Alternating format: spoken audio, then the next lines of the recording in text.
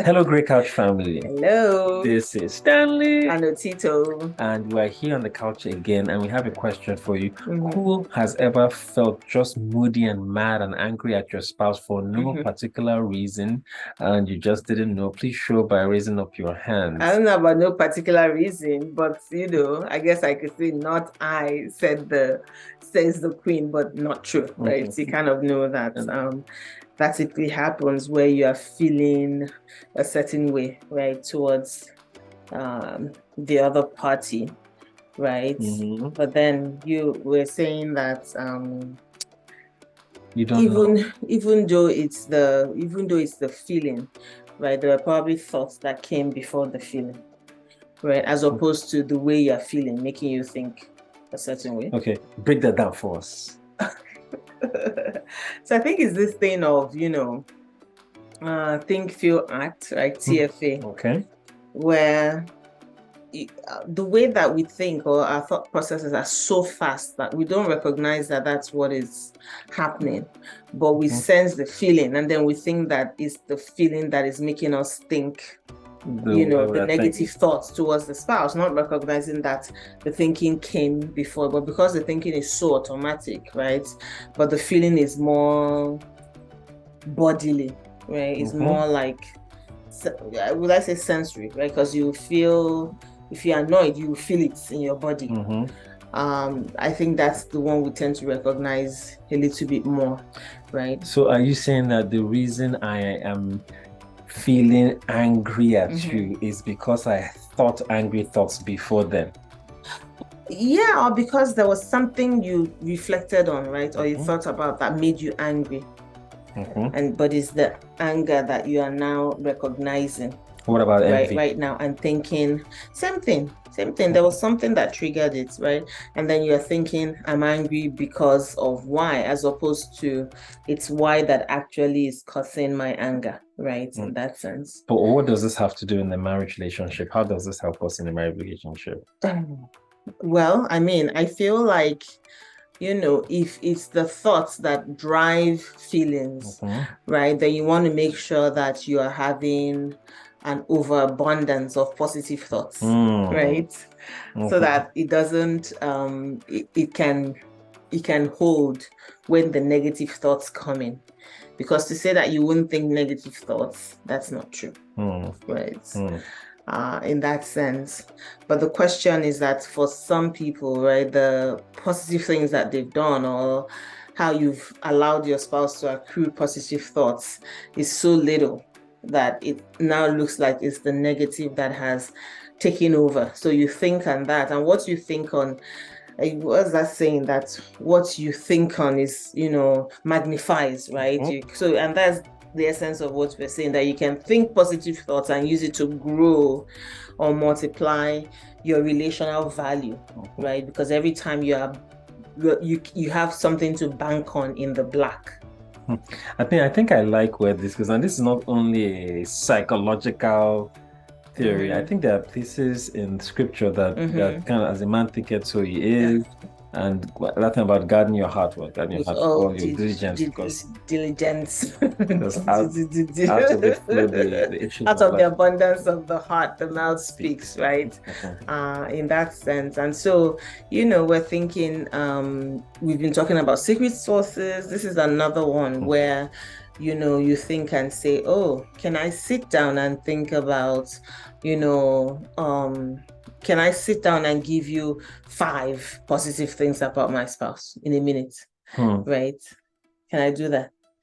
Are you taking me on? Can you take me on? Do you Hmm. do you want to be taken on? I can, but okay. I mean, I Go can. ahead. Go ahead. All right, that's Right. easy. Mm-hmm. Okay.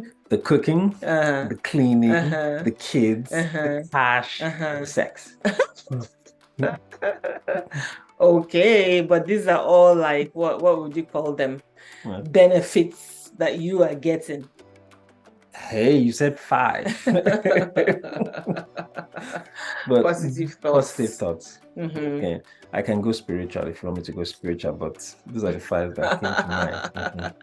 Yeah, so Why I like this is that it mm-hmm. puts the avenue of change not in the other person's court, but Mm-hmm. in your own court. Mm-hmm. If the idea that, okay, the reason I'm angry is Mm-hmm. that I'm thinking angry thoughts, so I have a chance to think this thing. But sometimes it's not very, very easy to get a lot of happy thoughts to come into your mind When you're angry, when when you're you're angry. feeling Yeah. negative. But the idea is that if you banked it, I'm thinking, and I mean, remember that this was something we're thinking about, not necessarily in marriage, but it's like if you ask people, people you admire, right? You tend to think about far off things, far off people.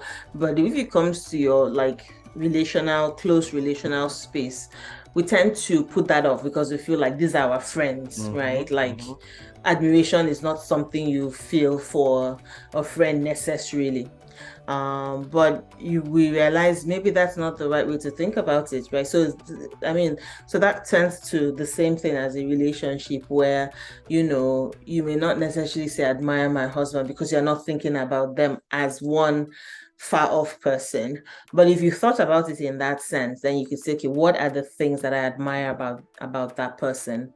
Or admired. And as you're bringing them up, those are the positive thoughts, right? They're kind, they're generous, they're patient. You can see how then that tends to lead to other things of, oh, I remember when they did XYZ. I remember that time that they did XY. So that's you building on the positive, right? And so the idea is to get into the habit of doing that more often, right? Because we always talk about this idea of taking people for granted, which is like the easiest thing to do when you are living in such close relationships with somebody. And so the question now becomes, how do you get into the habit of doing this? Aside from what I said, what are some other things? I'm going to jump us ahead and just say that at least with two of us, so I know Mm-hmm. that a lot of the squibbles and disagreements that we get into can quickly escalate Mm-hmm. if not for this. And I'm like, oh, I just think out last week, this person, she bailed me out. I mean, caught an error in the work thing that didn't have to. I was about to turn in, and you caught an error in my work. That oh, don't send this in, or oh, this person, you guys went to go and get something, and I wasn't there. You picked up something for me that I'd like. Those little things are like okay. So it's like it's in the what's the The mundane thing, the little things, I mean, as a guy, you are thinking about the big romance and the flowers and stuff, but the little things. Why are you laughing? I'm telling the truth. Case in point, yours truly was giving me testy response.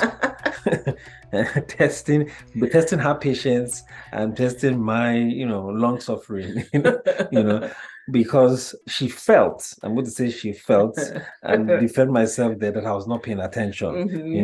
And I was able to, I don't know, I was able to make her laugh or something funny along this line. Okay, this guy is not just serious. I'll come back to this in a later time. That could have easily escalated to guns blazing and insults flaring.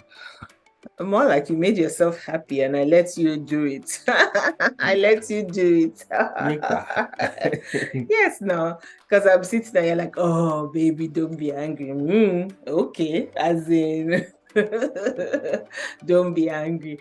I'm like, no, I'll not be angry right now, but I'll also not be angry if you paid better attention, right, to something that I had been saying for what, close to an hour. Right. Okay. And you were sitting right next to me. So it's like, where did the attention go? But yeah, but I mean, these are the things you just say, I know you to be this person who doesn't necessarily pay attention all the way. So if I need you to get something, I have to like say over and over again, as opposed to saying, oh, he doesn't listen. Oh, he never listens. Right. So those kinds of things. And so the question now becomes don't be angry, those kind of things. That's building on the positive, right? Because you realize, okay, That was an error of judgment on my part to Is be it? asking the thing that the person already said over and over again. So that was a way of, apologizing in a way, right? In a way that works for you. So for couples that have a lot Uh-huh. more negative Uh-huh. than positives, Mm-hmm. in your opinion, Mm-hmm. would you say it's easier to create new positives than to forget negatives? Yeah, I would say that. I would say it's easier to create new positives, hoping that, over time, because it Mm-hmm. takes time. And remember the Gottman, not just them, but a lot of studies have shown that it takes at least 5 positive experiences to overcome one negative one.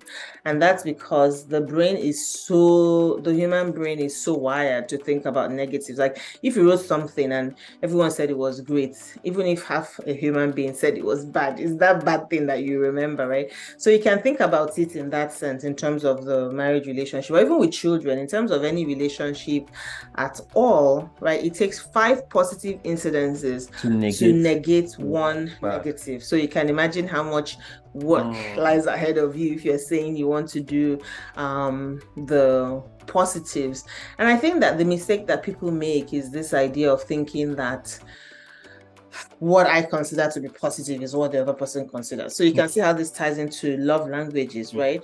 What I'm thinking may be a positive thing in the bank may not be the other person's positive at all. So I want to make sure that I'm doing it. And it's not quid pro quo, it's not being manipulative or anything. It's just, what does the person need at this time, and then doing over and above that, right? If you give them what they need, imagine that that's one positive. If you do over and above, that means you're going to 3, you're going to 4, you're going to 5, right? And it's not just sticking to the barest minimum, right? So yeah, so let's give an example now. Let's say I say, I like my feet being massaged because I get tired from all the standing.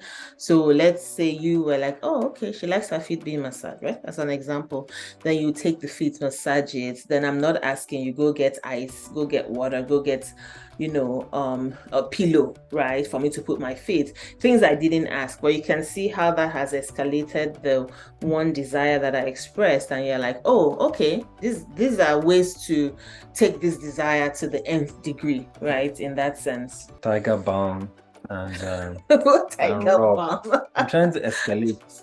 You just said ice. Don't escalate the one that will put rub in your eye, they'll put pepper in your eye. But yeah. So that's it. Like it doesn't take much to do the extra thing on that one. It's not just maybe you say massage your feet. Oh yeah, here are your feet.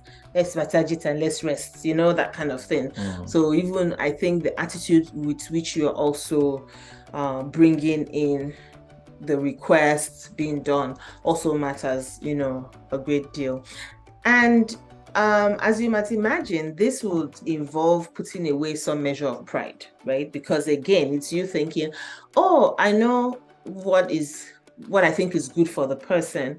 And then if it's not, then you start to feel bad, right? And so there's this thing I saw somewhere, I think it was one of the papers, I can't remember which one, but it was saying that gift giving has somehow evolved to be meeting the needs of the giver as opposed to the needs of the recipient, and I thought, how apt, that kind of thing where we're just used to exchanging gifts. So I go to the store and I feel like I get something, I feel like, oh wow, this is the most wonderful thing ever, without even taking into consideration whether the other person would like it. Now, if you give it to them and they feign likeness, which, people tend to know when people like the gifts that they bought or not, then you start to feel upset, like after all the money I spent, after all the thing I spent. And it's like, you may not have even needed to spend that much money if you paid attention. If you paid attention. Ouch. I know. So, yeah. Well, I hope you try and put some of that stuff to practice and then think and feel, then act, right? So good thoughts would lead to the feelings and then the behaviors.